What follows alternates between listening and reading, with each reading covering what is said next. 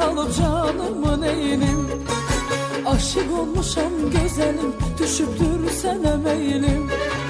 Sevgili yarım kaşların alıp canımın eğilim, aşık olmuşam güzelim, düşüptür sene meylim. Ağzında kalın görüp heyranın ola,